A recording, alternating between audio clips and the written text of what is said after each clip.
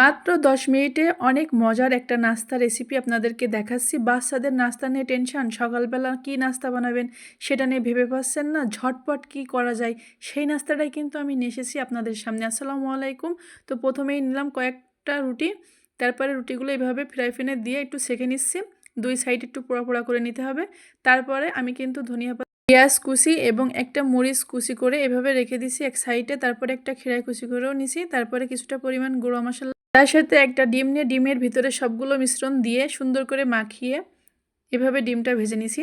সুন্দর মতো করে ডিমটা ভেজে এক সাইডে রেখে দেওয়ার পরে এই যে পাউরুটির ওপরে কিছুটা পরিমাণ টমেটো সস এভাবে সুন্দর করে লাগিয়ে নিয়ে তারপরে এক সাইড করে ডিমটা ওপরে দিয়ে আরেকটা রুটি ওর ওপরে দিয়ে সুন্দর করে এভাবে ছুরিতে কেটে নিতে হবে। ঝটপট সকালের নাস্তা একদম রেডি।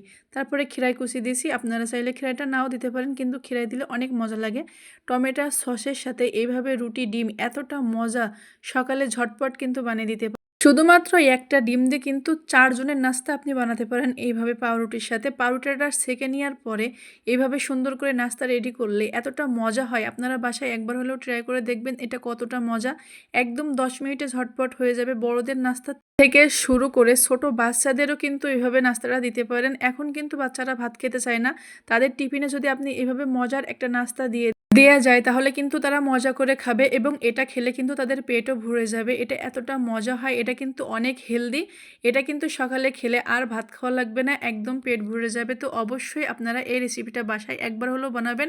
খুব সহজে খুব কম উপকরণ দিয়ে বানানো হয়। আপনাদের কাছে যদি এই রেসিপিটা ভালো লাগে তাহলে লাইক কমেন্ট শেয়ার করে পাশে থাকবেন। আমি এক পিস খেয়ে আপনাদেরকে দেখাচ্ছি, অসম্ভব মজা হয়েছে। অনেকেই কিন্তু সকালে নাস্তা বানানোর ঝামেলায় যেতে চায় না, তারা কিন্তু শুধুমাত্র এইভাবে পাউরুটি সেকে বানিয়ে নিতে পারে, অনেক মজা।